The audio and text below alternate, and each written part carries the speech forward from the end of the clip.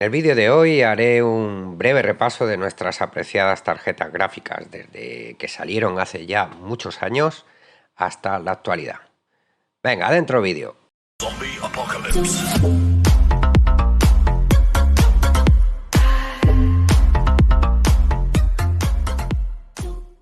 Al principio las tarjetas gráficas no se consideraban un elemento fundamental en los PCs de la época, aunque sí imprescindibles porque hacían falta, pero como digo no eran fundamentales, puesto que eran tarjetas que normalmente venían integradas en la propia placa base y la salida de imagen era muy pobre, solo era para texto básicamente, entre 80 y 40 columnas, y con eso ya hacían su misión. Luego llegaron las tarjetas gráficas MDA. Las tarjetas MDA, cuyas siglas significan Monochrome Data Adapter, eran monocromáticas y solo ofrecían modo de texto también.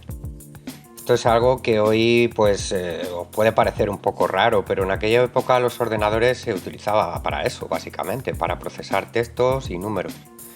Así que no hacía falta una tarjeta gráfica de mayor capacidad que esto. Pero posteriormente, conforme pasó el tiempo, sí vino a ser más necesario y salieron las gráficas CGA, cuyas siglas significan adaptador de gráficos en color. Se empezaron a vender en 1981 y fue la primera tarjeta gráfica en color que sacó IBM. Y fue el primer estándar gráfico en color para los PCs de la época.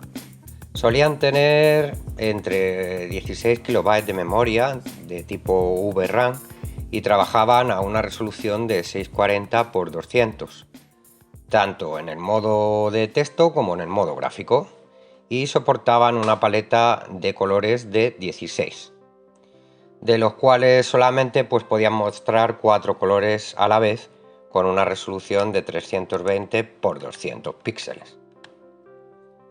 Más adelante, en el año 1982, aparecieron las gráficas Hércules. Fueron desarrolladas por Van Subhanukul, fundador de Hercules Computer Technology. Se trataba de una gráfica monocromática también, con capacidad para textos en 80 x 25. Tenía posibilidades de mostrar gráficos de gran calidad, gran calidad para aquella época, claro, a una resolución bastante alta para la época, 720 x 348 píxeles. La calidad de imagen de las gráficas Hércules era bastante superior a la que hasta el momento eran ofrecidos por las gráficas CGA, lo que convirtió a estas tarjetas monocromas más utilizadas por IBM en sus ordenadores de la época. Más adelante, en el año 1984, aparecen las tarjetas gráficas EGA. Podemos considerarla como la primera tarjeta realmente gráfica. Dependiendo del fabricante, incorporaban una memoria de entre 64 KB y 256 KB de memoria, y podían trabajar también con una paleta de 16 colores a una resolución de 640 x 200 píxeles. Algunos fabricantes como ATI Technology ofrecían la posibilidad de trabajar con otras resoluciones, como por ejemplo la 640 x 400, la 640 x 480 y la 720 x 540. Después de las tarjetas EGA aparecieron las gráficas VGA. En el año 1987 salen al mercado las primeras tarjetas VGA, Video Graphic Array, y con ellas el color en los ordenadores como lo conocemos hasta ahora. La aparición de este estándar supone una serie bastante grande en los cambios, empezando por los monitores. El tipo de conector que aparece es el Sub15-D, que es el que se sigue utilizando hoy en día, aunque está siendo reemplazado, o ya ha sido reemplazado, mejor dicho, por el DVI o el HDMI, que tienen otras tarjetas que ya son digitales. En sus primeras versiones incorporaban 256 KB de memoria con una gama de 16 colores o de 256 colores. El modo VGA sigue siendo el estándar, utilizado sobre todo en el arranque de los ordenadores, hasta que ya pues, se hace cargo del control de la tarjeta gráfica que tengamos con los controladores que tengamos instalados. Después de aquello, en el año 1989 aparecieron las gráficas VESA, con el fin de desarrollar pantallas y tarjetas con una resolución superior a la VGA. Este tipo de tarjetas permite una mayor velocidad que en el puerto ISA. Todas las anteriores pues utilizaban principalmente ese puerto, era un puerto pues bastante lento.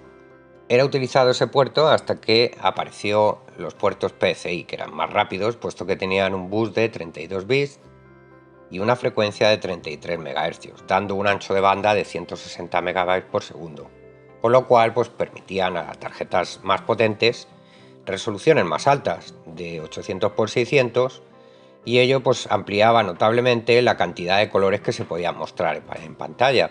Se abandonaba el sistema de paletas y se empieza a definir el sistema de profundidad de color, que ya permite millones de colores.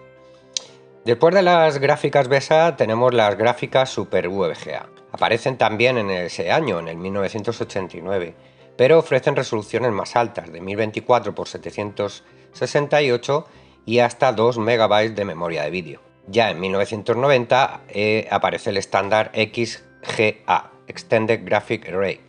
En sus comienzos comenzaron con 1 MB de memoria y una resolución de 1024 x 768 con una paleta de colores de 256 y una profundidad de color de 16 bits por píxeles.